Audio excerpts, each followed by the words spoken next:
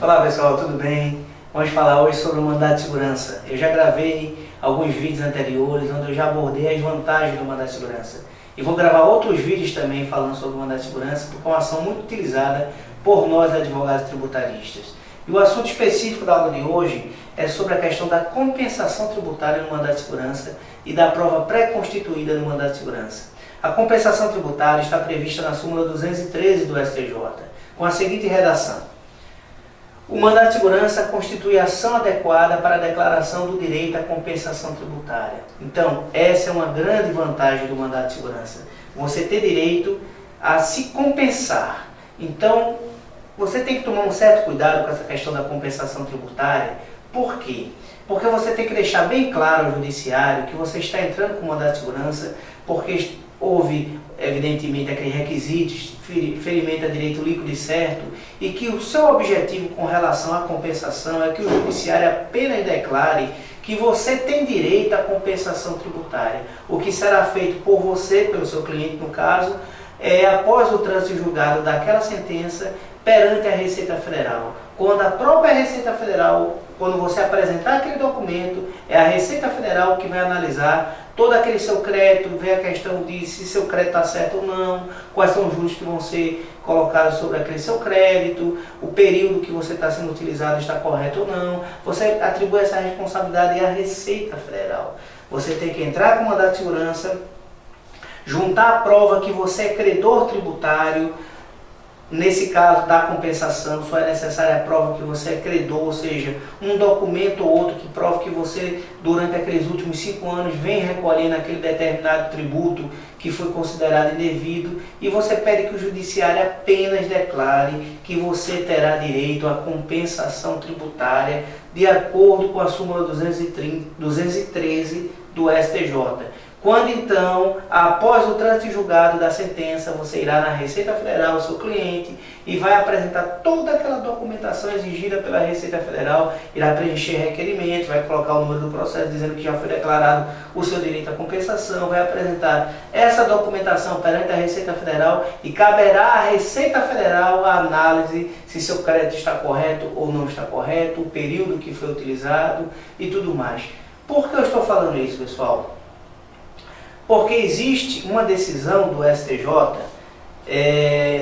julgado sobre o regime de recursos repetitivos, ou seja, pelo antigo 543C do CPC de 73, que diz que se você está buscando no judiciário aquela declaração de compensação mais específica, digamos assim, para que o judiciário diga que o período que você tem direito a se compensar, o valor do débito que você tem direito a se compensar, o valor, os juros e a correção monetária que vão ser aplicados. Se você está pedindo, jogando toda essa responsabilidade para o judiciário, existe essa decisão que diz que caberá ao contribuinte juntar a prova pré-constituída de todo o período que ele está querendo a compensação, ou seja, dos últimos 5 anos da data da entrada do mandado de segurança. Então, imaginemos aquelas ações que envolvam verbas indenizatórias, por exemplo, que eu posso até gravar um vídeo posterior falando o que é a verba indenizatória, que são aquelas ações onde em um determinado período aquele empregado não está prestando serviço ao empregador, como no caso do aviso prévio indenizado. Então, as decisões dos tribunais entendem, por exemplo, que durante aquele período não deve existir a contribuição previdenciária. Então, imagine uma empresa com inúmeros funcionários, várias filiais, que vem solicitar essa questão das verbas indenizatórias, a compensação do que foi pago nos últimos 5 anos. A quantidade de documento que ela não teria que juntar para que o judiciário pudesse analisar a questão minuciosamente, seria um mandado de segurança com mais de 2.000 folhas, com certeza. Então, o que é que a gente faz? A gente pede que seja declarado o direito e que, após o trânsito julgado, a empresa tenha direito de ir na Receita Federal, apresentar aquela documentação, e a Receita Federal vai dizer se está certo ou não está certo aquela documentação, qual o período ou não que ele vai ter direito ao crédito. É esse que foi o julgamento do STJ que eu vou ler aqui para vocês. Então, frisando, quando a gente entra com o mandado de segurança, é um meio adequado à compensação tributária. Mas a gente tem que deixar bem claro ao juiz que o que eu estou querendo no meu mandado de segurança é apenas que ele declare que eu tenho direito a me compensar após o trânsito em julgado da sentença. Quando então o nosso cliente irá na Receita Federal e vai apresentar toda a documentação necessária e caberá à Receita analisar o crédito do meu cliente ou não. Porque se eu não demonstrar isso, pode ocorrer duas hipóteses. Primeiro, o judiciário dizer: você está querendo que o judiciário diga o valor que você vai ter que compensar, o período que você vai ter que compensar, os juros que serão aplicados e mais várias situações aí. Então, você só vai ter direito a se compensar da prova que você trouxe ao processo. Ou seja, se você trouxe apenas um mês para provar que você é credor, que você vem recolhendo aquela contribuição, por exemplo, dos últimos 5 anos, você traz uma declaração, uma prova de pagamento de cada ano, uma só. Então o judiciário pode dizer: então você só vai ter direito a se compensar daquele mês que você trouxe a prova, porque você está querendo se compensar de todos esses detalhes, dizer o período e tudo mais, e você só trouxe prova relativa àqueles determinados meses. Então você só vai ter direito a se compensar daqueles meses, porque para entrar com mandado de segurança você tem que trazer a prova pré-constituída. Então, se você só trouxe de um mês ou outro, você só vai ter direito a se compensar daquele mês que você trouxe a prova. Agora, se você mostra ao judiciário que você está trazendo aquela prova daquele mês, que você unicamente para que você demonstre ao judiciário que você é o credor tributário, que você vem recolhendo aqueles impostos dos últimos 5 anos e que aquelas provas que você está juntando no processo é apenas por amostragem, digamos, para provar que você tem o direito, e quando ele declarar que você tem direito à compensação, aí sim você vai na Receita e vai juntar todo aquele documento que a contabilidade existe, aí é diferente. Certo, pessoal? Eu vou ler o julgamento aqui do STJ para que vocês entendam melhor a situação. Esse julgamento foi proferido no RESP 11.111.64 da Bahia, já faz algum tempo, foi em 2009, e diz o seguinte: tributário e processual civil, mandado de segurança, compensação tributária, impetração, visando efeitos jurídicos próprios da efetiva realização da compensação, prova pré-constituída necessidade.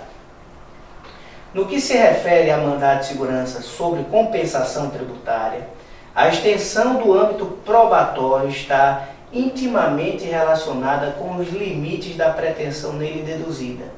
Tratando-se de impetração que se limita, com base na súmula 213, a haver reconhecido o direito de compensar, que tem como pressuposto um ato da autoridade de negar a compensabilidade, mas sem fazer juízo específico sobre os elementos concretos da própria compensação, a prova exigida é da condição de credora tributária. Ou seja, só é necessário você juntar um mês só do começo do ano, de janeiro, e o outro de dezembro, que você vem recolhendo aquele imposto, para provar que você vem recolhendo aquele imposto ano após ano. Então você só vai ter que juntar a prova que você é credora tributária. Agora, se você quiser mais detalhes com relação à compensação, aí o judiciário entende que você tem que trazer a prova do recolhimento mês a mês daquele imposto dos últimos 5 anos. É o que ele diz aqui, continuando o julgamento.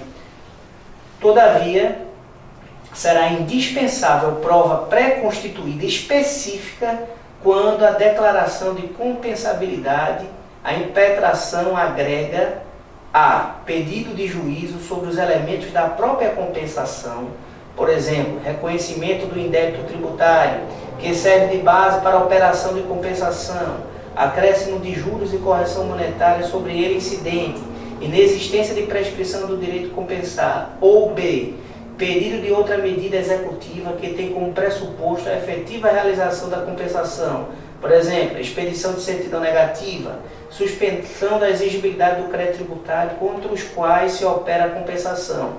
Neste caso, o reconhecimento da liquidez e certeza do direito afirmado depende necessariamente da comprovação dos elementos concretos da operação realizada, o que o impetrante pretende realizar. Pois bem, pessoal, esse foi o julgamento do STJ.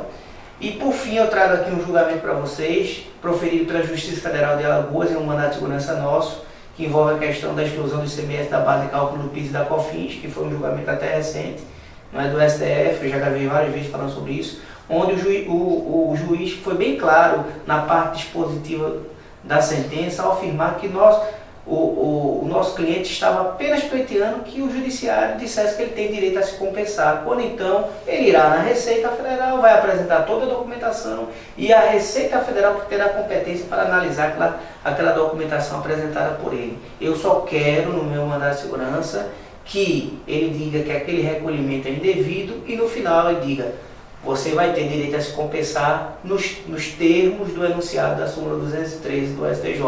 Vamos ver essa decisão na parte final, que ele diz o seguinte: no tocante ao pedido de declaração do direito à compensação, cabe mencionar que o pleito do impetrante está de acordo com a previsão da súmula 213 do STJ.